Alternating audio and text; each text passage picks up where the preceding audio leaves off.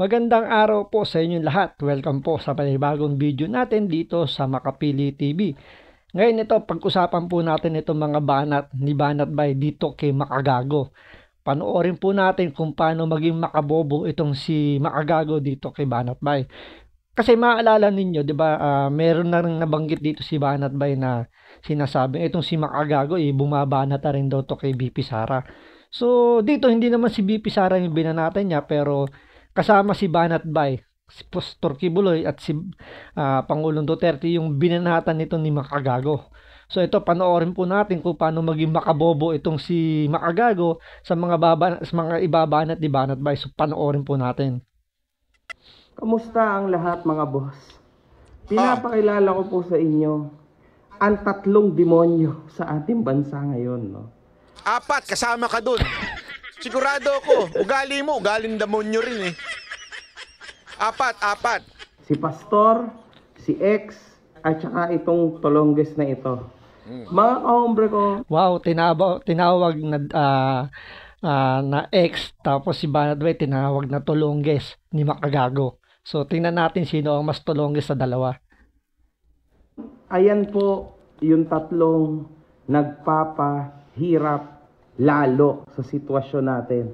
Kasi dinidivide po nila ang mga utak ng mga Pilipino. They are actually encouraging people na maging against sa gobyerno. Alam mo, Makagago, okay? Obvious na may binabasa ka. Yung script mo, medyo ituwid nyo ng tama. Kasi kilala kita eh. Pinanonood ko yung mga wala mong kwentang vlogs na binabanatan mo yung mga chismis mong, mga scammer, kung sino-sino, binabanatan mo.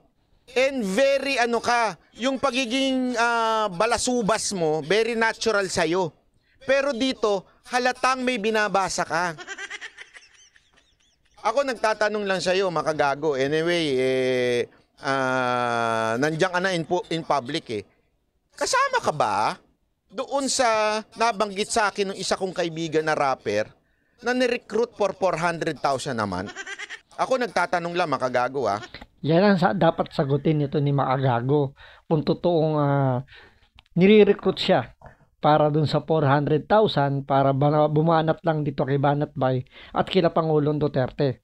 So etong si Makagago, alam naman, marami naman nakakilala rito kay Makagago na ang porte nito wala sa politika. Ang porte nito ay sa mga YouTuber, gumawa ng mga script na nag-aaway-away, kunyari yung mga, alam niyo yung mga YouTuber na mga, di natin masabi kung anong mga purpose nila sa buhay, na inuuto lang naman yung kanilang mga manunood na halatang scripted naman yung mga away-away nila. So, more on chismis ang pinag-uusapan nito, mambalahura ng mga kagaya niyang mga vlogger, mga celebrity, mga sikat. Yan yung mga binabalahura nito, yan yung porte niya. So, walang alam to sa politika. Tapos bilang babanat sa politika. Anyway, sabi nga ni Banat Bay, since pumasok ka na sa mundo ng politika, ayan, i-welcome ka ngayon ni Banat Bay. Kasi hindi ako naniniwala eh. Kasi marami ka ng pera eh. 'Di ba? Kasama ka nga nila Yexel ata eh. Oh. 'Di ba? Alam ko kasama ito doon kay Yexel eh.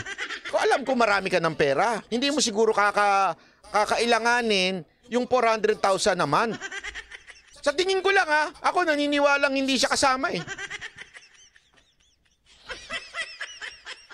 Pero dahil Bakit kaya nasabi ni Banat Bay na hindi siya naniniwala na kasama siya dun sa ino-opera ng 400,000? At hindi siya naniniwalang kasama siya sa mga tropa ni Yexel. Doon sa mga nang-i-scam na-involved doon sa mga scam na yan.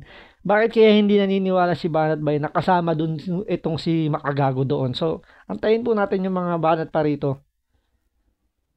mahilig ka sa chismis, chismisan na rin kita. May balita ako. Totoo ba na may pinapatayo kang bagong bahay na malaking malaki? Nagtatanong lang naman ako. Nagtatanong lang totoo ba na may pinapagawa kang malaking bahay sa isang village na kung saan mamahalin doon sa village na yon? Kasi kung totoo lang naman, kakailanganin mo nga naman ng malaking budget. So may punto si Banat Bay dun sa kanyang iniisip siguro na baka nga daw totoo. Kasi nga daw may pinagagawa nga daw itong malaking bahay dun sa isang mamahaling subdivision. Alam naman natin kapag mamahaling subdivision is mahal po ang cost ng property dyan. So mahal din po yung cost ng pagpapagawa. So kaya nga tanong ni Banat Bay kung may katotohanan na nagpapagawa daw ba itong ng bahay, itong si Macagago sa isang mamahaling subdivision. Oh, ano ba ang hirit nitong Macagago na to? Tingnan nyo ha. Eto ha.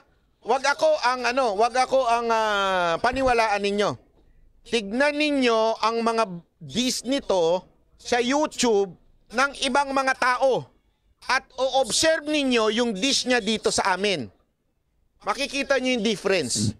Dito, halatang nagbabasa siya. Halatang may script siya. Doon sa iba, very, alam mo yun? Very natural. Oh, tuloy. Yung tatlong nagpapahirap lalo sa sitwasyon natin. Kasi dinidivide po nila ang mga utak ng mga Pilipino. They are actually encouraging people na maging against sa gobyerno. Hindi. Diyan pa lang tinuturuan namin mga tao na maging against sa gobyerno. Diyan pa lang, alam ko na scripted yan. Bakit? Hindi ko tinuturuan. Ako nga yung vlogger na ilang beses napapagkamalan na binayaran ni Marcos. Bakit? Pinapalakpakan ko po kasi si Marcos. Halatang hindi ka nanonood. Totoo yung sinasabi ni Banat Bay. Kaya nga 'di ba ang lagi niya sinasabi, pag tama palakpakan, pag mali banatan. So dahil may mga ginagawang magaganda naman si Marcos, pinapalakpakan niya. So dahil sa ginagawa niyang 'yon, pag nanahimik si Banat Bay, ang iniisip ng ibang vlogger nababayaran na siya. 'Di ba? Dahil nga nanahimik si Banat Bay dahil nasa bakasyon ganyan. So siyempre ayaw naman niya may istorbo.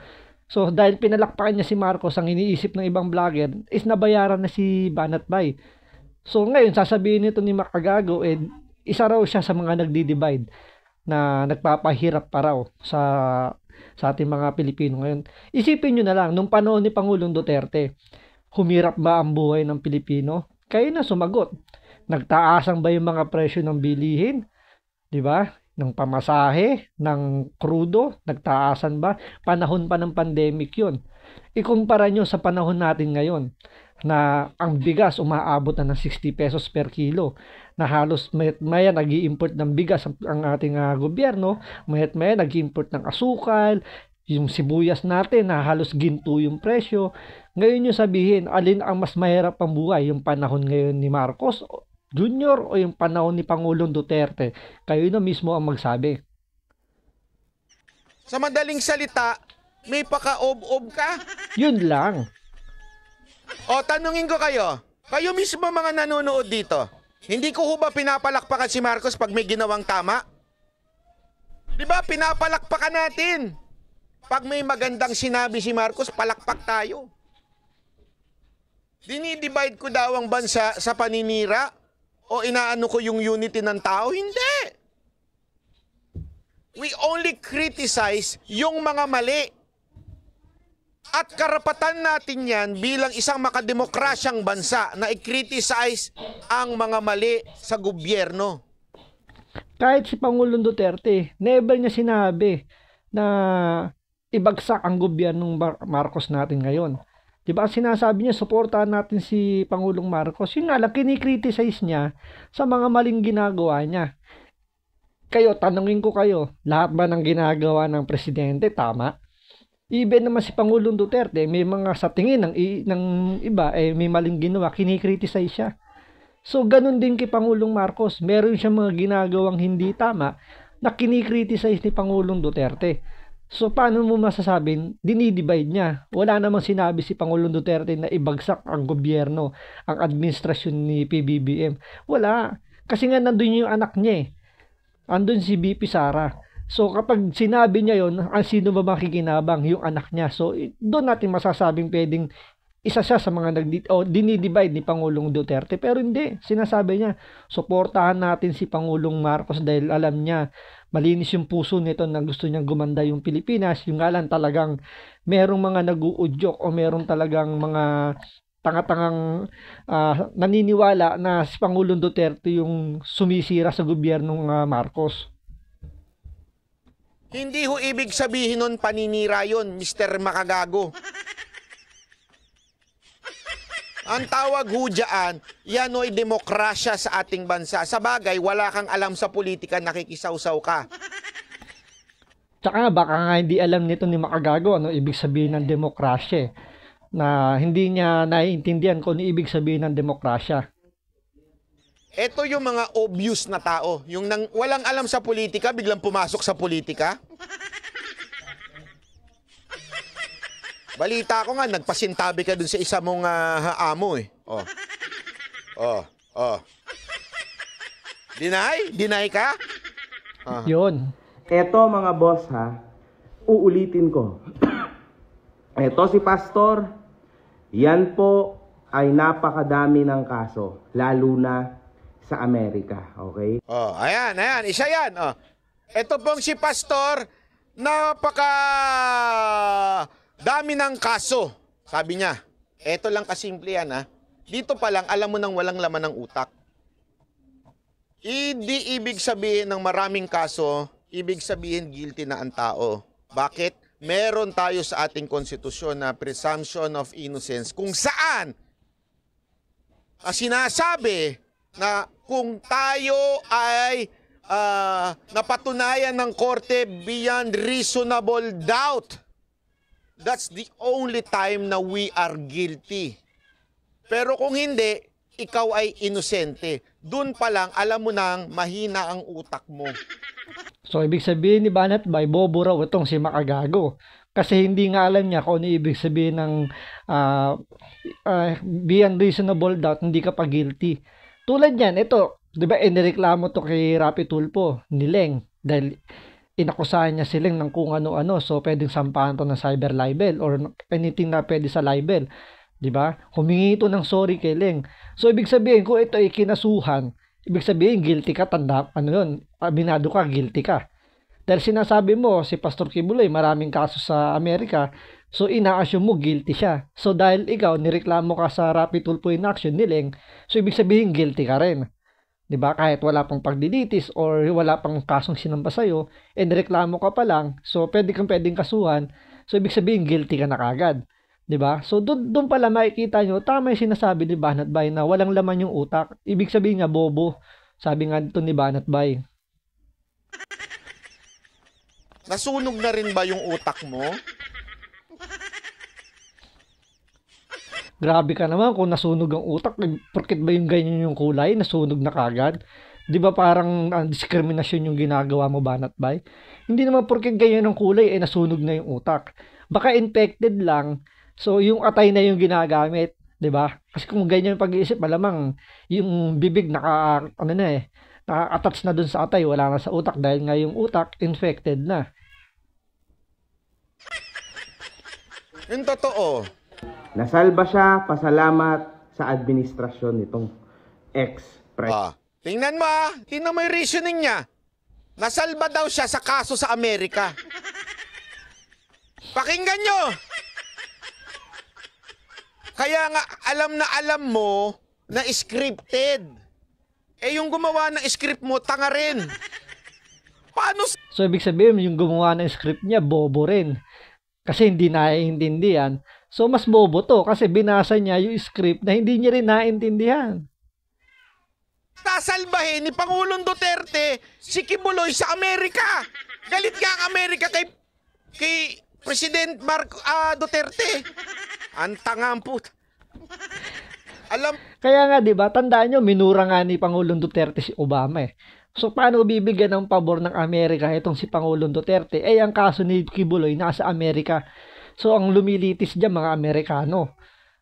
'Di ba? Paano panghihimasukan ni Pangulong Duterte? Eh kung minura nga niya si Obama yung presidente ng Amerika. So tingin mo ba papaboran ng Amerika tong si Pangulong Duterte? Eh galit nga yung mga Amerikano kay Pangulong Duterte dahil sa ginawa niyang 'yon. So dito makikita nyo, sablay yung sinabi ni Makagago na isinalba raw ni Pangulong Duterte itong si Kibuloy sa Amerika. Kung ako sa'yo, maganda na yung karir mo sa pagdidish mo sa XB na yan. Umangat ka na doon sa pagiging gago mo doon. Kahit pagiging gago lang, umangat ka. Oh. Tsaka yung panggagago nila doon sa mga viewers nila, mga followers nila na naniniwala doon sa mga awayan ng mga YouTuber, yung Battle of the YouTuber. Maniwala ka sa mga yon. Halatang scripted, ginagago nga nila yung mga followers nila eh. So, doon pa lang maniniwala ba kayo na totoo yung mga pinagsasabi nitong ni Makagago? Punta ka pa dito sa isang bagay na wala kang kaalam-alam. Susunugin kita kahit sunog ka na. Tingnan. Grabe ka naman, Banat Bay, kung makasabing susunugin mo, sunog na. Huwag naman ganun. Hindi porket ganyan yung kulay, sunog na. Talagang lang, well done lang kung ibig sabihin, well done. May sinabi niya, pakinggan nyo. Pakinggan nyo. Maging against sa gobyerno. Ito. Ito mga boss uulitin ko. Ito si Pastor, yan po ay napakadami ng kaso, lalo na sa Amerika. Okay? Nasalba siya, pasalamat sa administrasyon nitong ex-president na ito. Madami siyang kaso sa Amerika, nasalba siya dahil sa ex-president.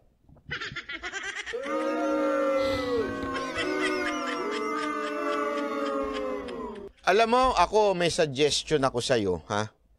Kung ayaw mo talaga magmukhang tanga, kasi inaraw-araw mo dyan sa TikTok mo eh. Gumawa ka nga ng ibang account, kasi may iba siyang account sa YouTube, may iba siyang account sa TikTok. Pinaghiwalay niya yung politika at pinaghiwalay niya yung dish niya sa mga entertainers. Siguro, depende kasi yun. Depende. Depende kung anong kasunduan nila. Kung maganda ba ang kasunduan, ilalabas ka doon sa malaking subscriber niya, yung milyon-milyon. Dito sa TikTok, konti lang subscriber niya dito eh. Hindi ganong 1 milyon, mahigit milyon-milyon doon sa YouTube. Kaya siguro, depende sa kasunduan. Yun ang totoo. Kung ako sa'yo Makagago, lumayas ka na dito kasi pag ako may nakita pa sa'yo, hindi kita papatawarin, aaraw-arawin kita, ilalabas ko ang katangahan mo. Ayan, narinig mo na ba, Makagago? So, binibigyan ka na ng tip, di ba? Hindi warning, tip. Na kung kaya mo pang umiwas sa politika, may pagkakataon ka pa. Kasi talagang baka gulapayin ka. Kasi aaraw-arawin ka daw ni Banat Bay, baka bumula yung bibig mo sa mga ibabanat-ibanat bay sa'yo, hindi mo kayanin, masira pa yung karir na pinangahawakan mo dahil maganda naman yung standing ng account mo sa YouTube. So, pangalagaan mo na lang yun. Hayaan mo nang gaguhin mo na lang yung mga subscriber mo dun sa mga battle of YouTuber mo, mga ganyan. Doon na lang, wag na sa politika kasi talaga masusunog ka kay Banat Bay. Although, magkakulay na kayo ng sunog, baka matusta pa masyado. Dahil bobo ka. Ang hina ng utak mo pagdating sa politika. Wala kang alam, sumasawsaw ka pa. Sana nga kung meron kang argumentong matino, pakikinggan pa natin. At kalayaan mo yun kasi opinion mo yun bilang isang Pilipino na dugyot. Pwede nating galangin yun kasi opinion mo yun. Pero yung katangahan, hindi ho natin pwedeng pagbigyan yan. Naintindihan mo? Kaya wag mong araw-arawin dahil maniwala ka, hindi ka patatawarin ng banateros. Aaraw-arawin ka namin. Lahat ng inaraw-araw namin dito lumubog. Napunta sa kangkungan, nagtago na yung iba sa kahihiyan. Which itong ex-president na itong ex-president na to, ay pinagtatanggol ng napakalala with all his might, with all his life nitong vlogger na yan. Oh. You cannot even mention my name. Are you afraid of me? Are you afraid of... Takot ka sa akin? Ayan. Imposible nga namang hindi ma-mention, hindi niya kilala itong si Banat Bay. At ang tawag lang itong vlogger na to, hindi niya man lang ma-mention. So, ibig sabihin na parang umiiwas pa siya na mabanatan nito si Banat Bay dahil nga hindi niya mabanggit yung pangalan eh. Diba? Imposible naman hindi niyo kilala itong si Banat Bay. Akala ko pa naman matapang kang tao. Duwag ka pala sa akin. Why don't you mention my name? Don't tell me hindi ako kilala sa politika. Ako lang naman po yung madalas maka-interview. So, yung palusot na ayokong banggitin niya, baka sumikat pa. Eh, gago ka. Matagal na. Kaya nga makagago pangalan eh. Matagal nang gago. Kaya nga makagago eh.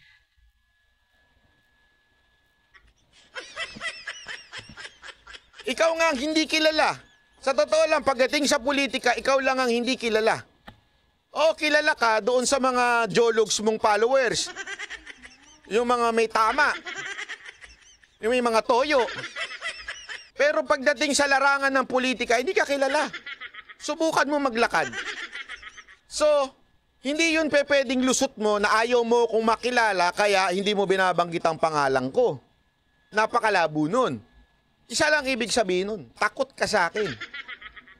Mahala ka palang bayag. Yung padadaldal mo dyan, yung katapangan mo, ang kaya mo lang i-dish mga babae. Gaya... Which is totoo. Diba? Tumiklop nga to kay Len eh. Nung pinatulpo to, tumiklop kay Len to. Humingi ng sorry. At umamin doon na talagang chismis lang yung ginagawa niya. Diba? So, ibig sabihin, walang bayag. Hindi to kagaya ni Banat Bay na talagang kakasahan ka nito. Okay, alam mo kung sino yung mga taong kayang mang-dish ng babae? Kasi dinidish ito yung mga babae. O, tanungin ko kayo, sino ang taong lalaking mahilig man-dish ng babae? Ano tawag sa kanila?